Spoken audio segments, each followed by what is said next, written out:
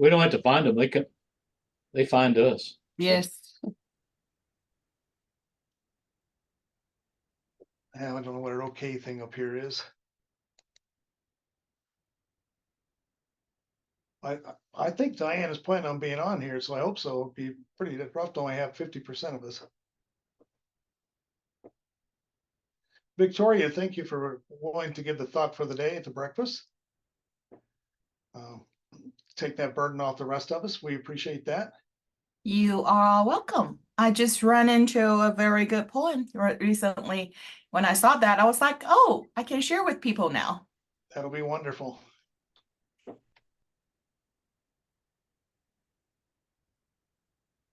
Well, JJ, will you introduce yourself to our Mastermind Committee so they know who you are?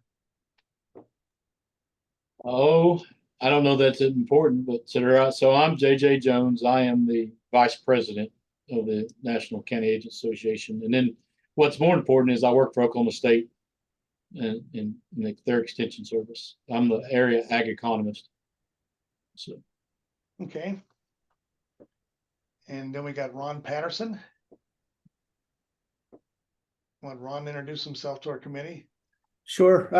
I'm the Idaho State Chair for Awards and Recognition Committee, so I thought I'd jump in here and take a listen. Excellent. I guess I should introduce myself. I'm Ed Lentz from Ohio State. I am the chair of the Recognition Awards Committee. Victoria is our Western vice chair. Jennifer is our Southern vice chair. Scott told me it sent a message saying that Diane obviously messed up the time zone, maybe. I don't think Diane has come in here. And I got one other picture that's underneath my name, so I'll see who we got else on here that we need to introduce.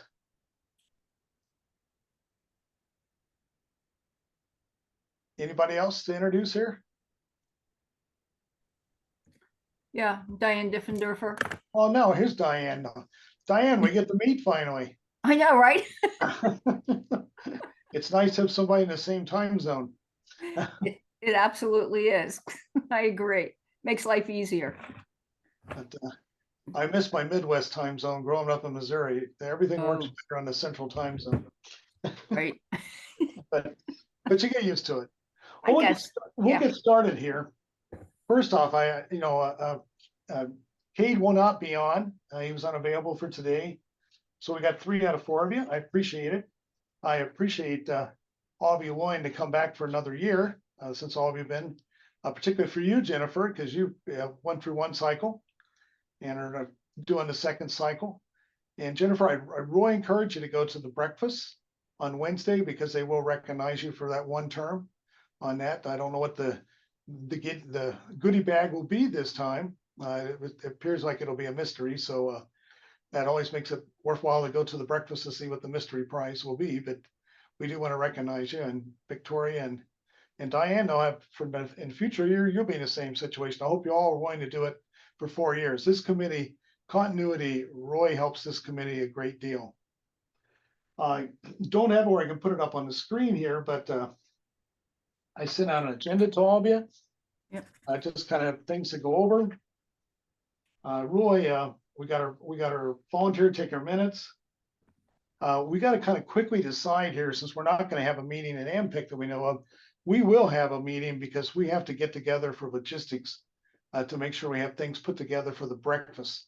So sometime on Monday, we're going to have to get together briefly to make sure we got the plaques in order. The plaques are there, and then make sure how we're going to make who probably will be me, but how we're going to get the plaques from one room to the other room to Septico. I know Victoria and Diane, that'll be new for you. Jennifer's an old hat at it since she's got a hat on too. She can definitely be the old hat with this activity. I need to have everybody's cell phone number. I know I got yours, Jennifer, Victoria and Diane. I do not have yours. I will send mine to you because we definitely need to be able to communicate at the conference because things may rapidly change on us. And so we're the committee to make sure these awards and plaques and things get out and happen. So you don't have to do that now. Don't put it on whatever the one message thing is, because I don't know if I'll figure out how to pull that off. It's been a while since I've done this. Scott will probably could pull it off, but so email that to me, your cell phone number. Okay. And I'll get that to everyone's phone number, to all of us, so we'll be able to contact each other.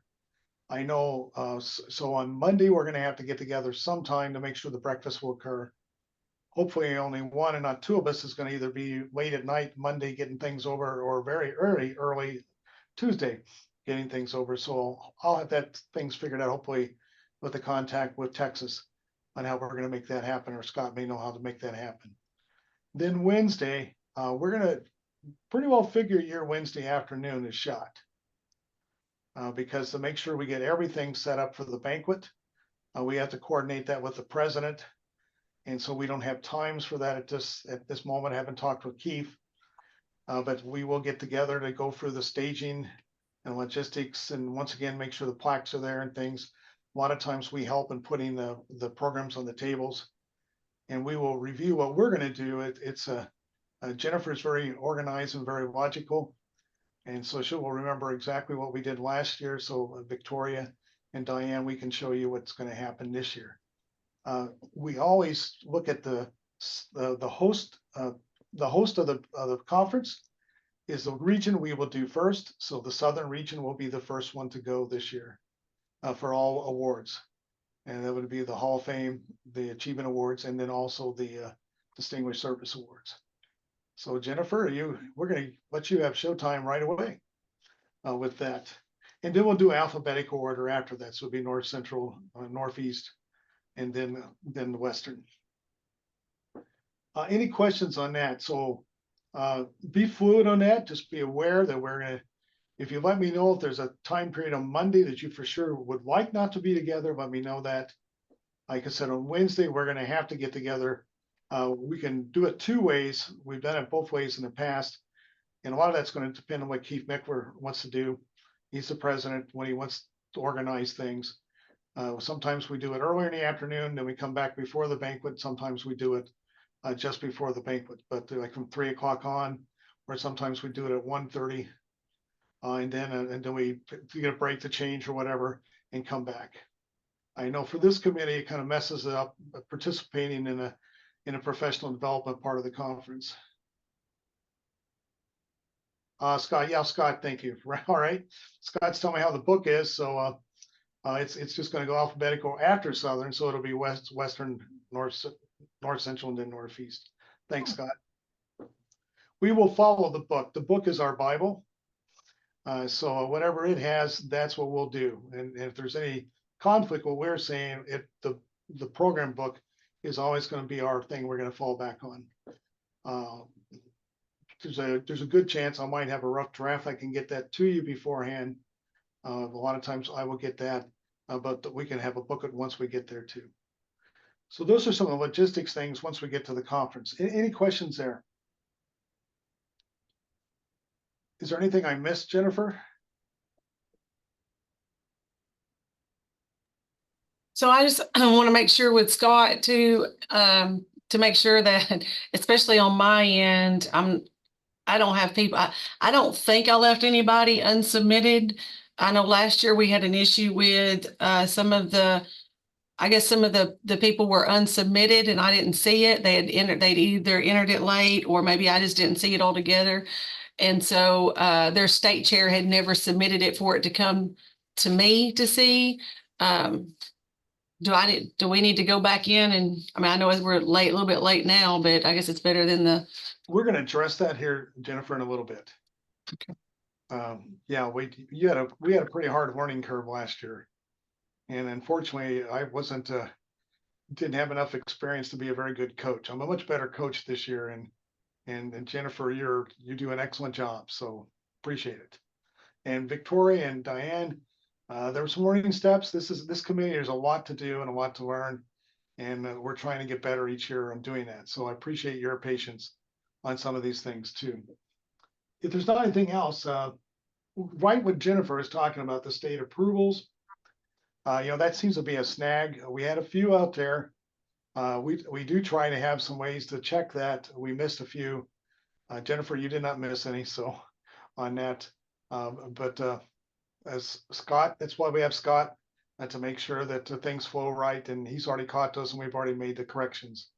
The plaques have already been ordered, at least the breakfasts have already, numbers already been turned in. So we should be good to go there. Scott has told me that one of the things he has done for this coming year that'll make all this easier. In the past, you all could not look at the state list. And so you would not know if somebody had been submitted. So if they didn't approve them, you wouldn't see them. Scott's going to have that where everybody on the committee can see who's been submitted to the state. So that allow us to check that ourselves and not have to be relying on that state chair to let us know whether someone has been recommended for them. I think that'll eliminate a lot of the issues we have. The other thing we worked on this year, we got better at it. What I will remind you all to do before we just say the state doesn't have any, I'd like for you all to send an email to that state. Say, for example, they didn't submit anybody as an AA or DSA. We would like to get an email confirmation from that state chair that they will not have any that year, just so we don't run into a situation we've missed somebody and then all of a sudden we're scrambling at the end. That'll be our check system to make sure that hopefully we can catch that. Some of the states, same thing. If the state's got 4, and we want to get confirmation, you have 4 names. If they only submit 3, we want confirmation. You're only going to have 3 out of the 4. Jennifer, that affects you more than the other regions as far as having multiple nominations out there. So, I mean, the Southern one's got quite a few states that have that. I don't think the Western and I don't think the Northeast has any of that. I just have 1 or 2. Or the North Central only has 1 or 2 for Kate. So that's more of a burden for you, Jennifer. But you've been through that gauntlet, so you know how that works. But I think that's going to really help. I hope you had a chance to look at the videos that we've got out there now for the state chairs to look at. And Scott would appreciate any feedback you have on those videos, whether they're useful or whether we could do some things that make them more user friendly. Anything there? That's really the snags we ran into, is getting those states to approve it. Because once they approve it, then you approve the regional, and then I approve it on the national level. And us being all novices in a lot of ways on this, because the new computer program, I came out the same time that you all started, so it was new for me too. And so I think we got some experience of that. Scott's really done a good job in helping us to know how to utilize that. I know I've been able to navigate the system much better. I will tell you, it is much better than the previous system. So for any complaints you have, this is 10 times better than what we had there. So my hat's off to those individuals who tried to get that improvement in there. So that was probably the only area we really had the snags on, which you just brought up, Jennifer. And I know for Victoria and Diane, you were just new at it and weren't aware of some things. And so I know I worked with you in January on some of those. And so you know what to expect this coming year as we get prepared to go to Denver.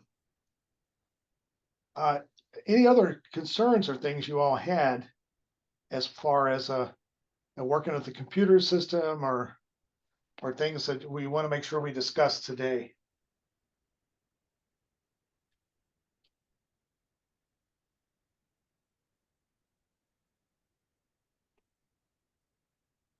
You're not a bashful group, so I'm hoping that means there's nothing that was really seriously bothering you.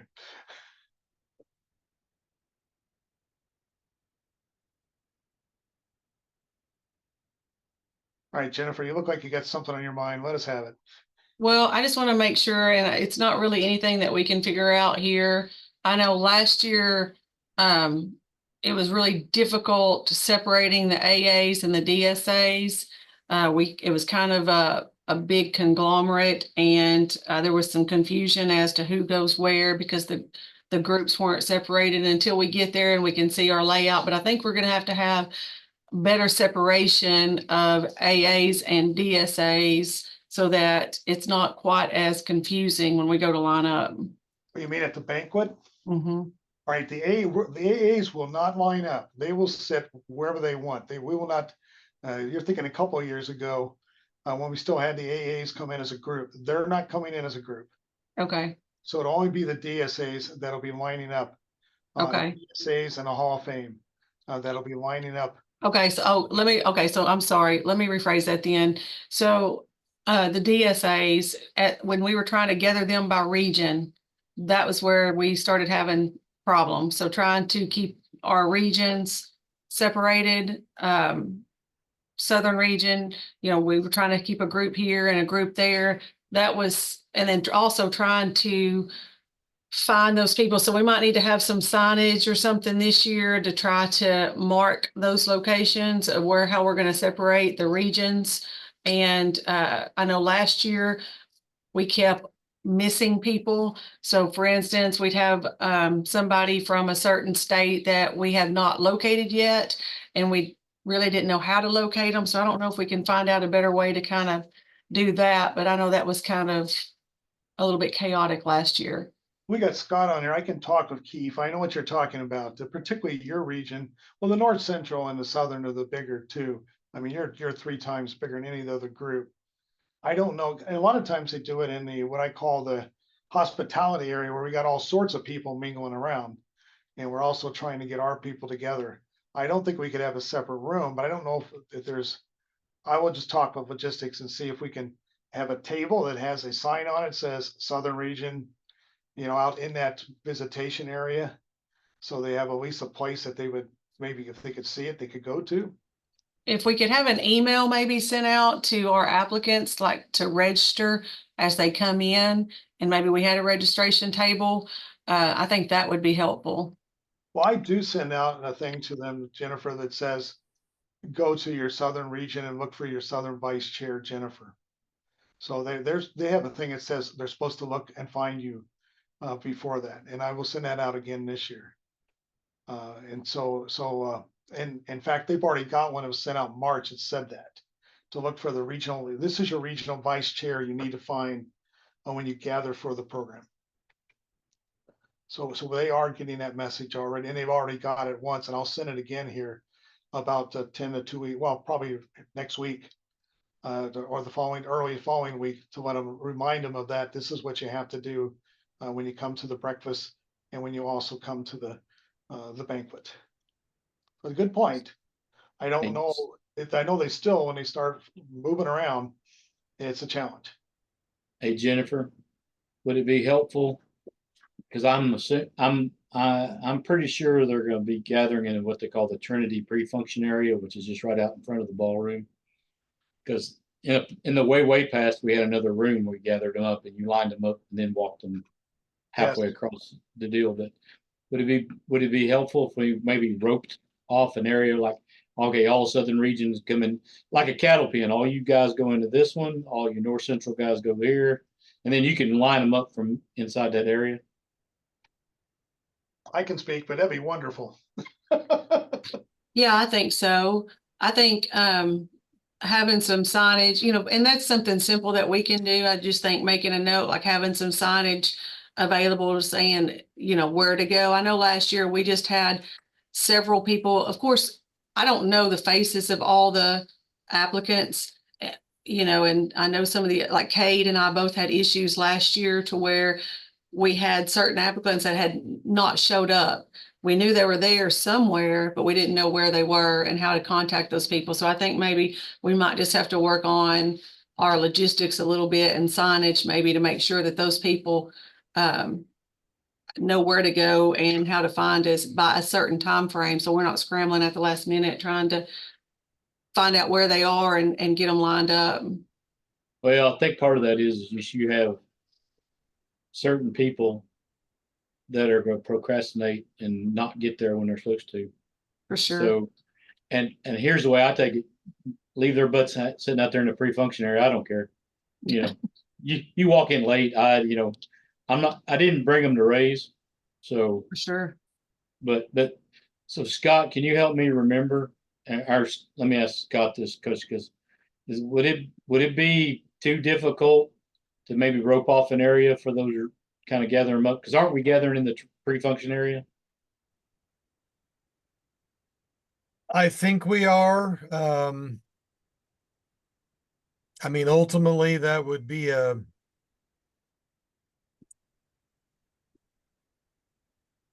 Texas facility chair request to have them do it. Yeah, we know where that goes. Right. So that's why I know why you're asking me. That's why I'm laughing here too. I mean, oh yeah, I would go somewhere. We'll be on the So- range. And I mean, years ago, depending on what facility situation we had, we normally had seating available in the room to where we could have people sitting in blocks so that we would keep them together, and we would pretty much force them to get in line exactly in the order we wanted them to be and tell them to sit. But the last few years, I mean, I know in Des Moines, that was kind of an open, at least I think it was. I was It just was kind of open. in and out of there. And we've had other years it's been open, and you're right, that does kind of create an organizational nightmare. It's kind of hard to get cattle in line when you don't have any place that gate to bring them through. Yeah, and we almost need to have somebody out there with a bullhorn, because when they get that many people talking, it's really difficult for them to hear anybody. We probably could get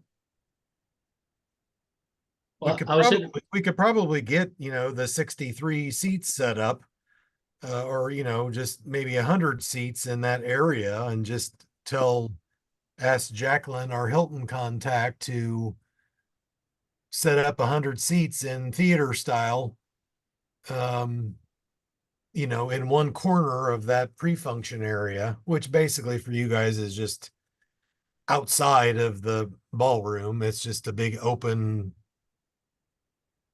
area. Scott, what about, or Ed? I mean, if the other regional vice chairs would be okay with this, but for instance, if when we sent out the email prior to saying that you need to when you come in as a DSA and you're getting ready to meet with your regional vice chair, if our cell phones are on there, why could they text us, say, here? So if we send out an email and say to register, make sure you send your regional vice chair a text that says I'm here, or go to the sign that says Southern Regional Vice Chair and check in.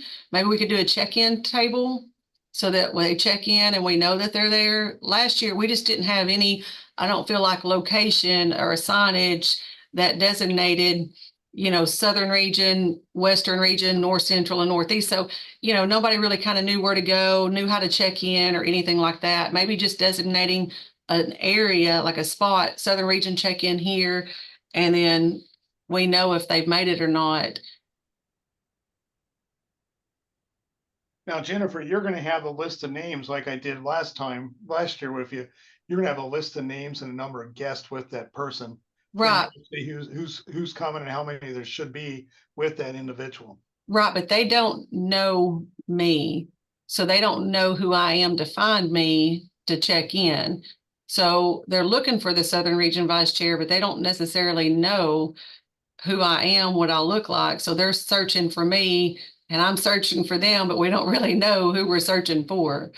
So I'm just talking, and it's something I think I don't think it's a big deal that we have to try to decipher out today. I think it's something we can do when we get there. I just think it's something we need to remember to do while we're there so that we don't maybe run into the same chaotic pattern we did last year. so I don't think Scott, I'm sorry. Scott, well, I'm sitting there just thinking, I'm looking at the room list here. Scott, do we have the exhibit hall on Wednesday? No, Okay. Do we have Wedgwood on Wednesday? I put not needed. I'm just going down the list of rooms and I put not needed on. I didn't know. if you put not needed, I'm pretty certain Jacqueline has removed them from our inventory. Okay. I was just thinking if we had the exhibit hall, we could set up chairs in there pretty easy. But I mean, I think that pre-function area is big enough. It's just, like you said, everybody mingling It's like herding cats. So Yeah, we don't, because we made a mistake in the program book and put our Wednesday morning break in the exhibit hall, and she was very quick to inform us that we do not have access to that. And so not a big deal. They're going to just have it out in the pre-function area outside of that same area as where the all right. break will be. So it's an easy fix because they'd have to walk through there to get to the exhibit hall anyway. But I'll look. Is I'll look- isn't Brian Triplett the facilities Yes. person from Texas? So I can get with Brian too. I mean, he's the colleague that he's my counterpartner here. So on the Texas side, Bowie County, Texas side. So I see him on a regular basis, so I can get with him too. But it's him and Skylar, and I don't know who's gonna dump on who. Gotcha. So And to be honest, at this point,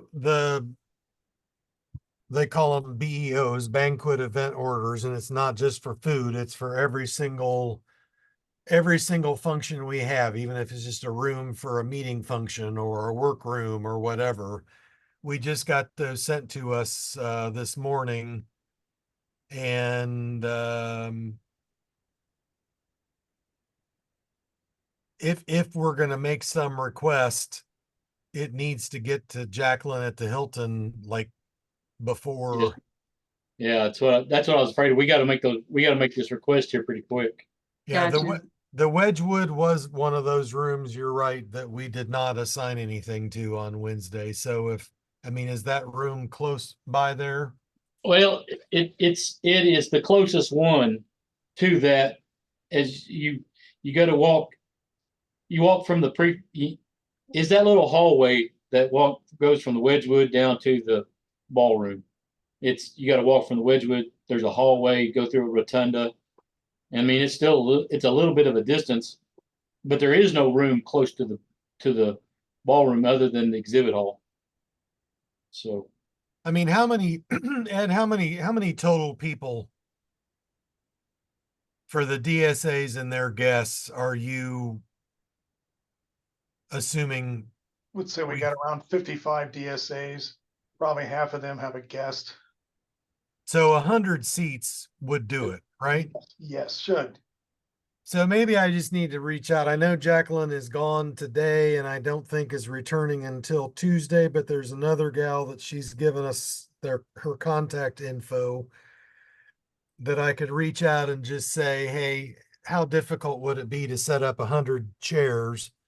And if we really wanted to be logistic about it, we print out everybody's, Ed Lentz and Ed Lentz guest, and we print out 108.5 11 by 85 sheets of paper, and we go tape them to the back of each one of those chairs so they know where they got to go.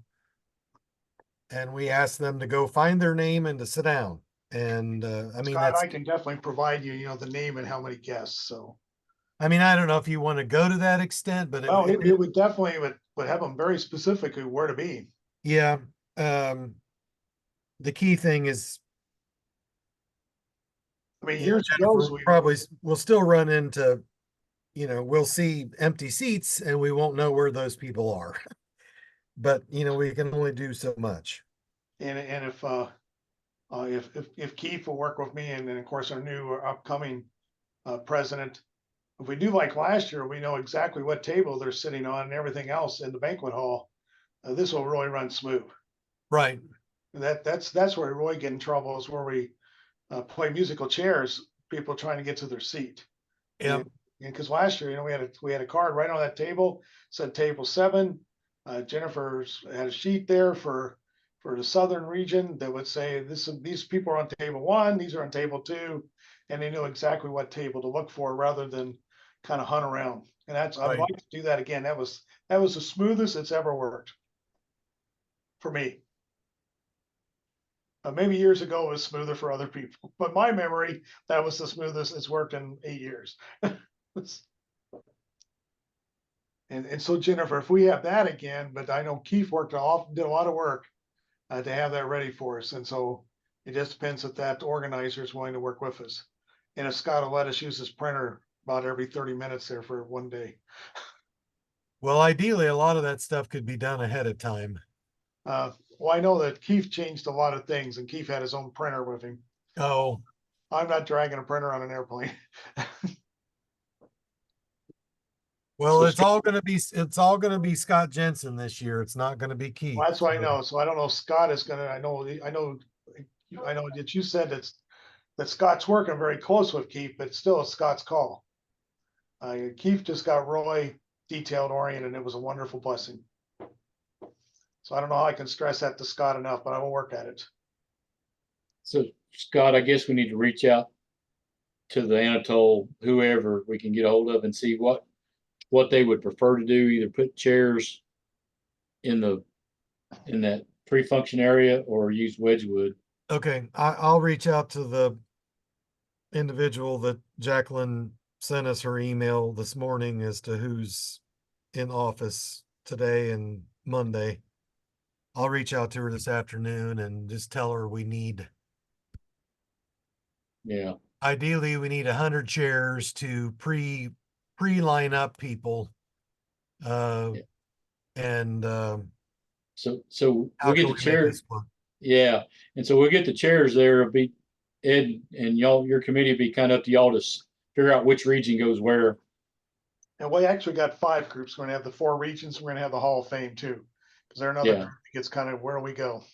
Well, another thing is the board will be lining up somewhere close to y'all too.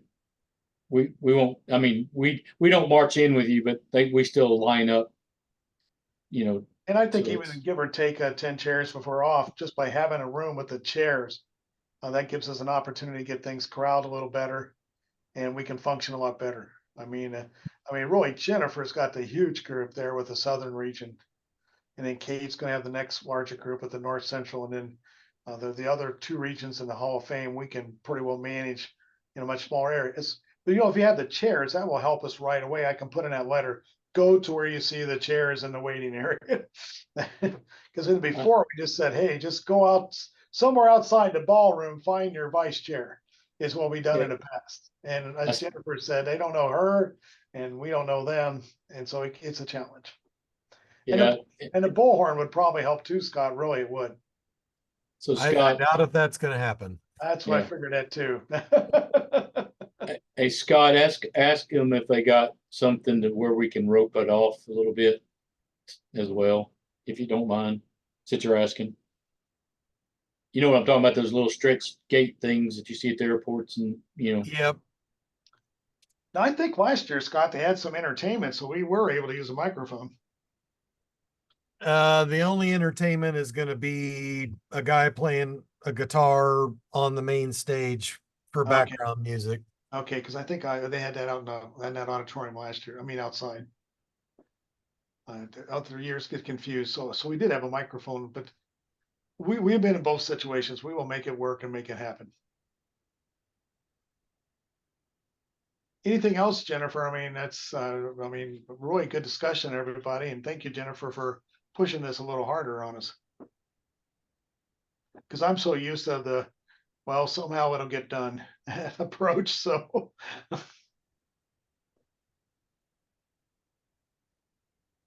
okay, with that, we had one. I hope you had a chance to review the requirements we put for all the different awards.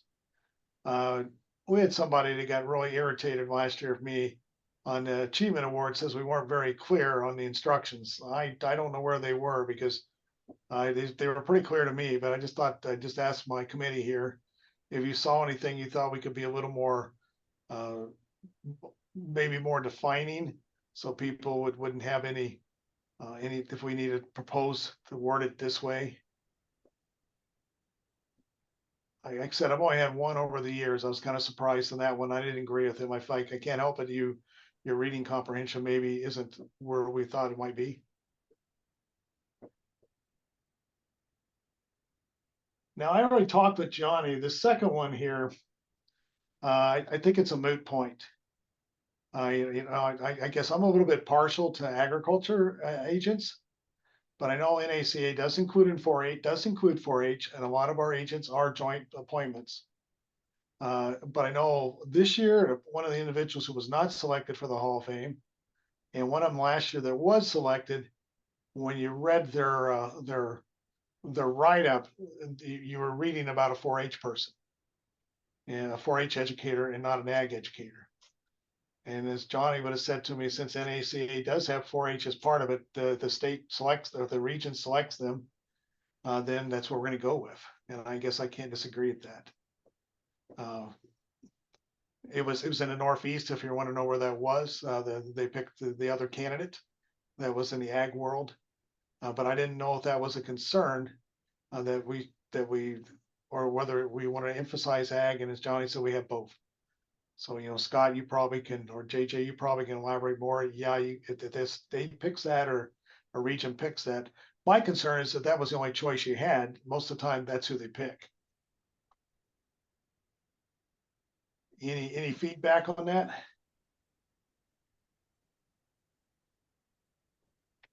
There is no differentiation between 4-H and ag, because we do have 4-H in youth programming it is an That's right. award. And so we can't, for lack of a better term, discriminate against a 4-H person. But that Hall of Fame award is not just the work that you've done, it's also work you've done within, the association and stuff like that. So, and it's up to the region to approve, pick who they want to pick. I don't think the board is going to be up for dictating any type of deal. So, and if I've got a 4-H person that has done a really good job, I tried to convince a 4-H person just last night to join our association as well. And if she was to come on board and do 25 years worth of good work, she deserves the Hall of Fame as much as anybody else, even if she stays in 4-H. So I don't don't know what the issue is, Ed. Well, I think the issue is we're in our regions that are not does not have as many individuals in it. Like we may only have only one application for the Hall of Fame. Mm-hmm. And they may not really have done all those things like you just said, but that's the only application you got. Well, now I'm a big fan of coming up with minimum standards to meet before we give somebody some quote Hall of Fame. I'm not a big participation award person. Because So, historically we pretty well, at least when I've been in here, if we only got one name, they're it.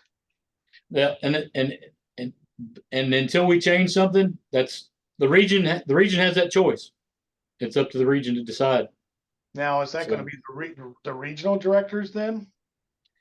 Yeah, the regional directors choose the Hall of Fame.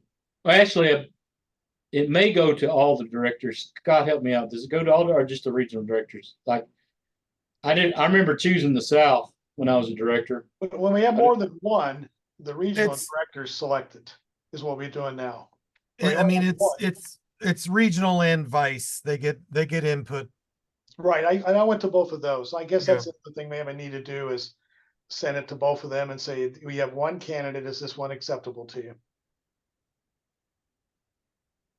Yeah, that's kind of it's up to the region. So it's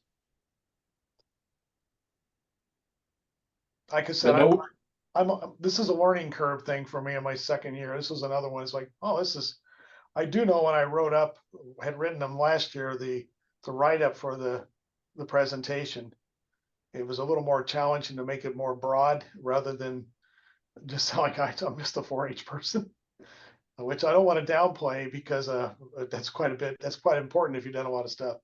And I know in Ohio, we're having a significant number of 4-H because we have ag educators and we have 4-H educators in Ohio.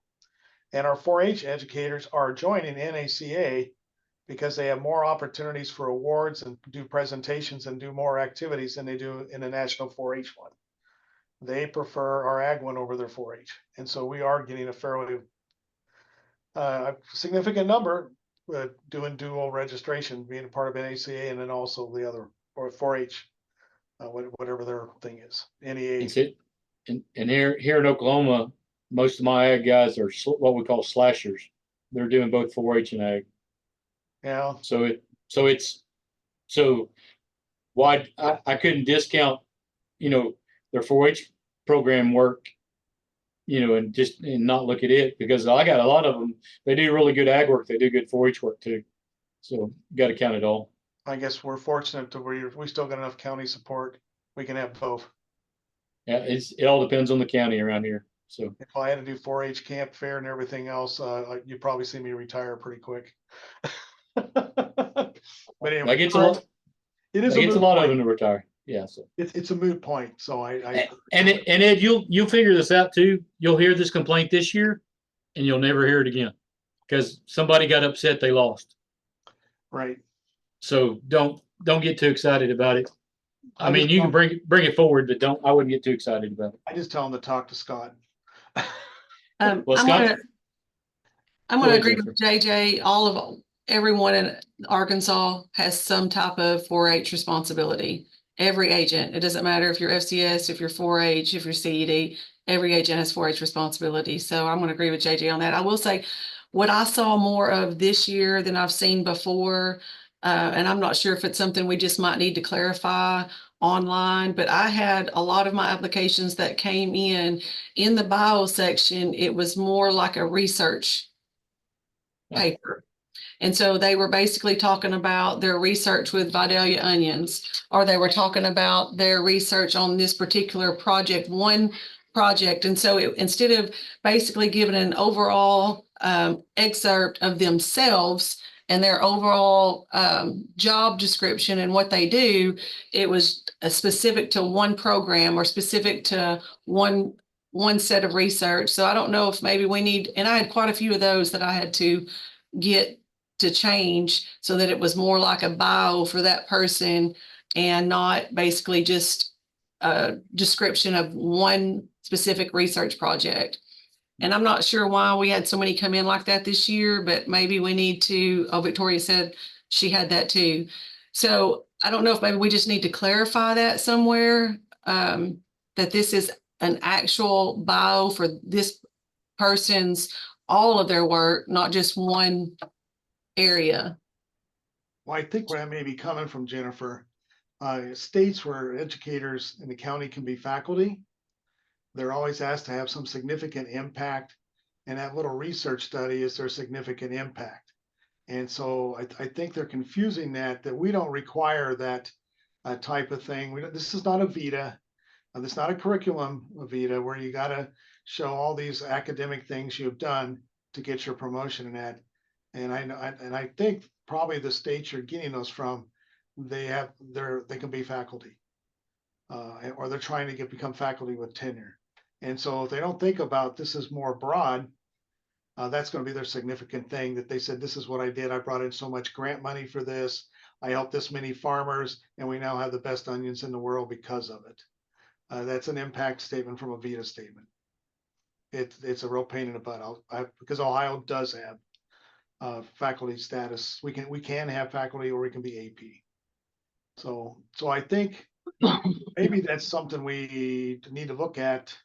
Well, it sounds like it may still be on our level, just to review those better and say, hey, we just need a summary statement of what are you about? That's all we need here for the program book. Good points. And I think both of those we'll just have to, I think it's good discussion. We're aware of that. And also the national officers and national people to see what some of the stuff we got coming in. I do want to address what Cade brought up, because I do think this is something that somehow we need to work with the board down the road. I know I've dealt with this with the 4 years I was a vice chair. I dealt with it when I was a chair for Ohio. Our biggest challenge is getting our applications in timely. And a bigger challenge is being able to have the contact person in a timely way so we can get the information to them. As Scott has already shared with me, some of those individuals don't elect their officers and things until December. You know, you can't have your annual meeting in your state and elect your officers December 10th and expect us to have information to get our information by January 15th. Johnny and I talked about this, the program council leader, because she went through the same challenges too. And so this is an open discussion here, but we basically felt like if we knew, if we know who the designated person is to contact by November 1 from each state, that would greatly help all this. The chair of this committee in a state is not an elected position. At least most of it, I don't believe it is in most states. They're asking to have a volunteer, and then the president will pick that. The other thing Johnny brought up, we lose continuity because maybe this person is the chair of the recognition committee till January 1, and then another person starts again in the following year on January 2. And so we lose that continuity between who we're talking to get stuff done. Johnny's suggestion on that is that same person can make it all the way to February 1. That would greatly help us where there's no changeover.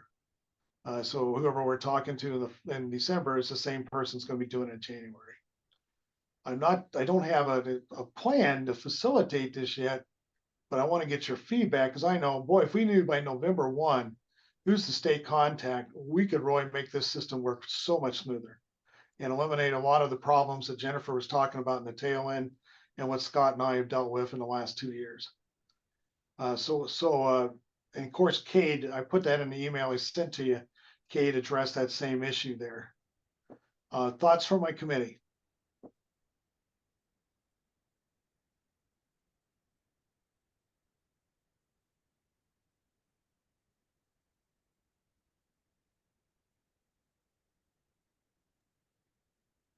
I mean, were you running into those problems too, of trying to find who the contact person is? Yes, Get confident, because it's hard to confirm if you don't know who the contact person is. correct. So I'm just gonna tell you, Ed, I've been doing this for a long time. And we've had this problem for that same long time. And if you could come up with a solution, you would win the Nobel Prize for and it's and Scott is right. It's it's not just that they elect officers, but when they elect officers, usually committee chairs and stuff change as well. Yes. And so, or in like my state, for example, we have one person that's in charge of every award. That is the secretary. And so that person is elected. Okay. And so, but it's different. And so every state handles it just in different. And then you have the states that they have elections and they don't even tell the new chair that it's their job to do this. So you have so many, it's like herding cats. You have so many different things that you're trying to deal with. And so I always told my chairs when I was Johnny's job, do your due diligence. Sometimes you have to do old fashioned. You can't rely on emails because people are getting real good at ignoring emails. You just have to call them up. And then if you can't get a hold of them, at some point in time, they got to point the finger back on themselves and not blame us because they don't get it in on time. So, and another avenue that I was thinking about how to streamline this, JJ, I'm pretty confident, aren't we still having a state officers workshop at the MPIC? Yep. Who's in charge of that agenda? Is that you or? No, that's Brian. Okay, so I'll reach out to Brian Beer, Southern Region Director, and ask that he stress the importance of, our new website doesn't allow the state individuals to have the administrative rights to go in and change officers or committee chairs. It's all got to come to me to go in and add it. So, once I get them, then I go in and that's how they get updated on the website. But I'll have Brian emphasize it. Plus, at post board meeting, I will address this issue to the entire board and see if I can get the help from regional directors, because their responsibility is to manage the states in their region. And if we're having issues, and it's not just your committee, I mean, obviously your committee has the first thing that has to be done. So, but I'll reach out to the regional directors to try to get the Excel spreadsheet that I have that state presidents go in and update all their officers and their committee chairs, and just tell them that, you know, we realize some of you may not be holding elections or appointing committee chairs until later in the fall, but that may be too late for when we need. So can you at least assign somebody right now that we can put in that is willing to at least take the responsibility? Because, you know, quite honestly, these applications get submitted, and if there's nobody in the system to receive the application, it's just, they don't, you know, nobody's getting an email saying, hey, Ed Lentz just submitted an application for recognition and awards. Whereas if you're in there as a committee chair, you get a notice when there's an application made. So the sooner we get them in there, the better off everybody will be. So I'm going to try to utilize the directors better. That's, You know, Scott, Sure. if you could do that, that's exactly what I was asking you, just a name, even if it doesn't follow the normal process, so we can have this thing happen. Particularly for the southern region, there's a lot of things that go through there. And no offense to my western and my northeast, but they're notorious for procrastination. And so even though there's not a lot of them, they're notorious. We know who they are because we always struggle to get the names. And I think part of that is what we're talking about right here. And so if you can, that would be wonderful, Scott. That is exactly what I'm asking. And I guess JJ, I'm still too idealistic. I don't want to just give it up and say somehow we'll make it work. No, I'm not saying give it up. I'm just saying if you can come up with an idea, because I've beat my head against this rock multiple times, and I don't think we can push the date back of when we get applications, knowing having worked on the other side of this. no, it's a terrible, you know, terrible spin. I think I like Scott's idea. I think if we put it on the directors, that they in November or October, November, they go to push and get that filled out. What I'd like to do is remind my committee members here that are on here today and say, hey, November 1, contact your states and find out who the person is. You know, get confirmation who you're talking to. And then by the 10th of November, middle of November, we can say, this is what you got to do for the awards. Right now, the person may not even know what they do for their awards till like the 20th of December.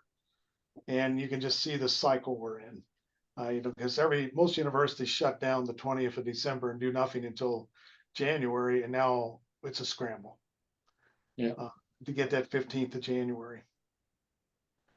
So please, Scott, give it a try.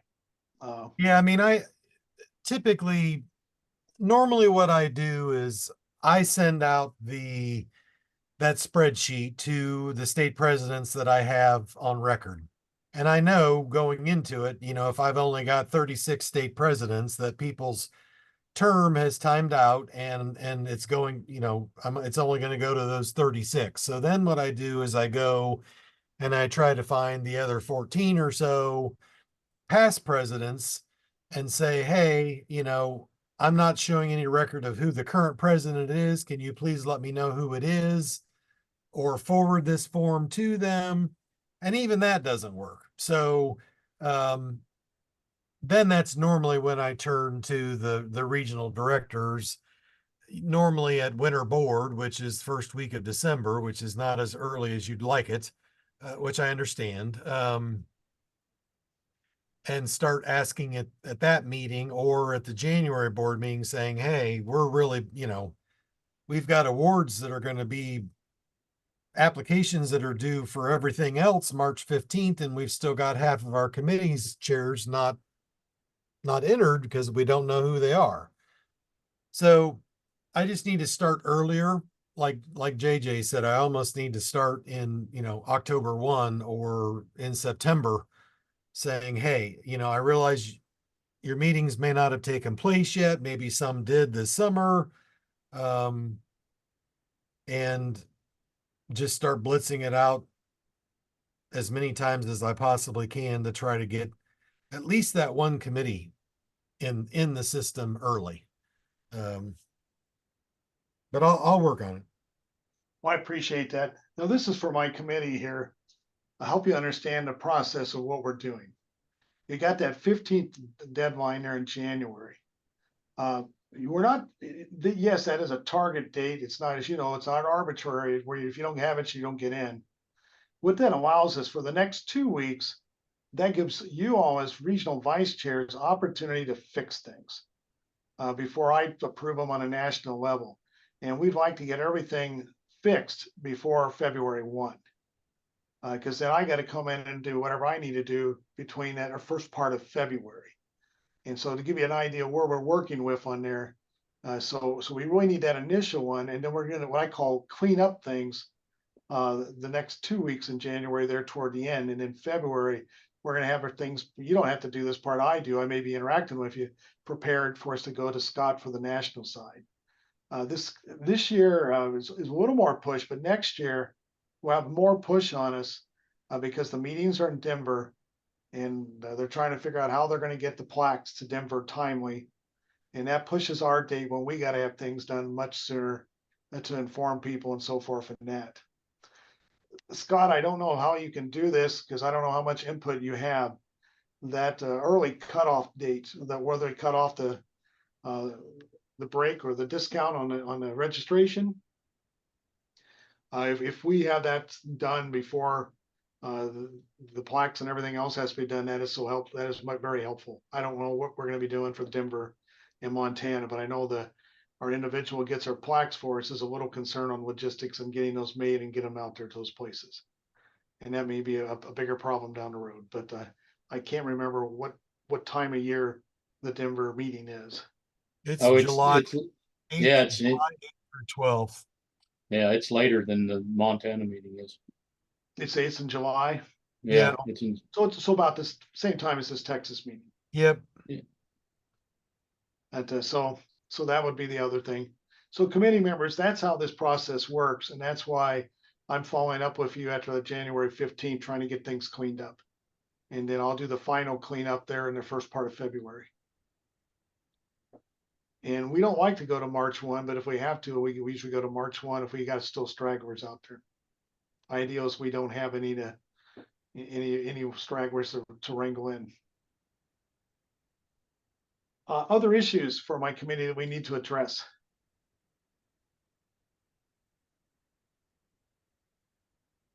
I know Diane, Victoria, this is a lot of stuff thrown at you.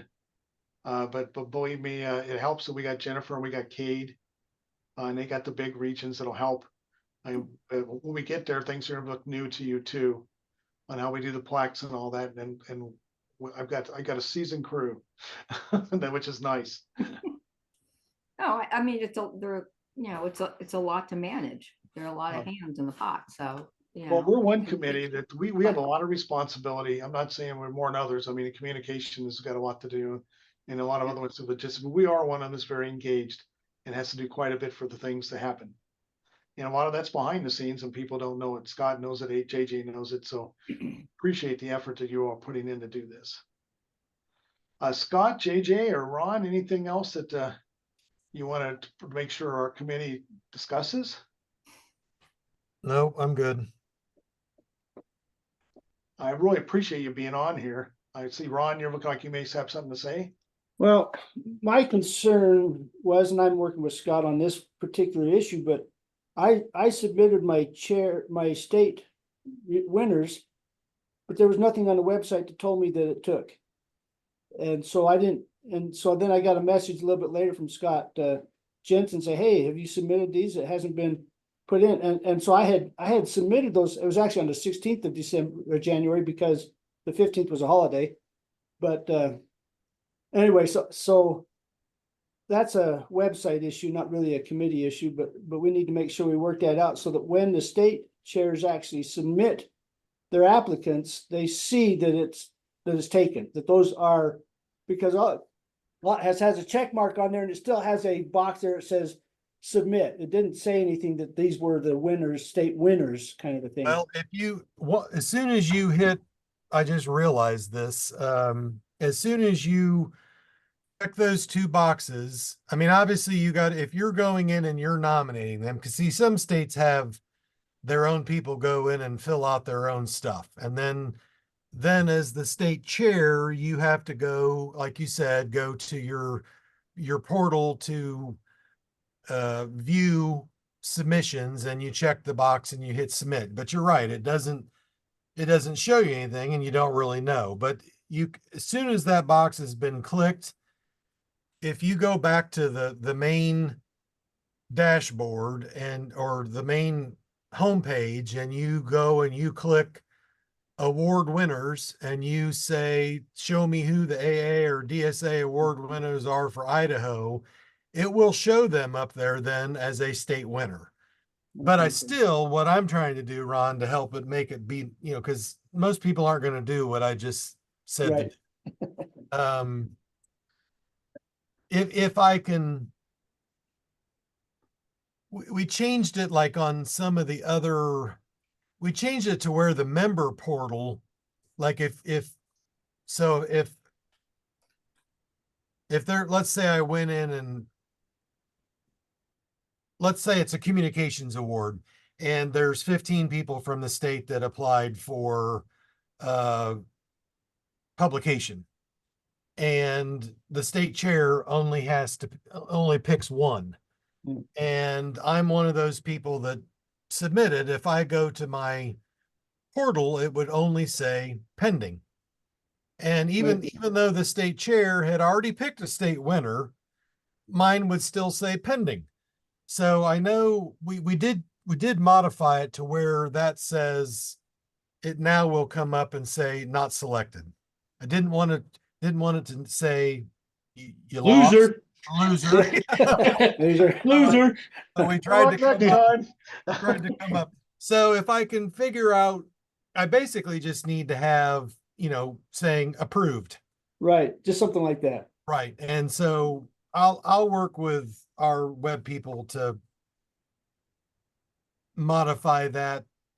But ultimately, you're saying it would be nice if that would also show up on the state chair's portal. Yeah, once it's selected, it would be nice for it to say right there, approved, the check marks are gone or whatever. This one is approved and this one is, that'd be Right. nice, other than trying to. I'll see what I can do. I'll explain the scenario to the web folks and say, how can you make it work without it costing us $1,000? Right. And let's see, what was the other, you guys were talking about another issue, now I can't remember what it was, so.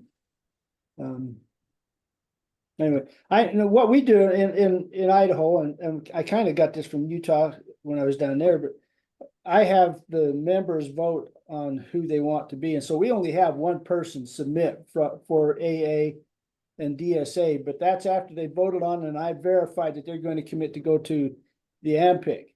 And then I say, okay, you have been selected as the winner, and so please fill out the application. Oh, that's what it was. So it would be nice in the portal where you're filling out the application, it looks a lot like a presentation kind of a thing where you need to justify maybe in order to win, you need to justify what you're doing. Whereas it'd be nice if it would just say that it's a bio. Give us your bio. Because I think we get a little bit of confusion. You talked about some of those people they're not giving you a bio, they're giving you a CV type entry. And so it might be helpful to have that. I know ultimately they've basically created one entry platform Yeah, that is not as customized for these awards as we'd like it to be. I mean, I know it says 75. Well, and what's confusing, as you said, or I think you said, you know, it'll have a line up there saying entry name, you know, and I Yeah. normally just tell people, you know, just type in your name, you know, Ed Lentz, DSA applicant. But instead they go in and they say, you know, search for excellence in 4-H or whatever. And it's like, wait Yeah. a minute, this has nothing to do. What? But that may have been the presentation they were submitting in another category. And so they're getting confused. So if I'll talk to them about that as well. yeah. That would just help with some of the issues that I heard, so. I agree. Said anything else from other people on here you want to share?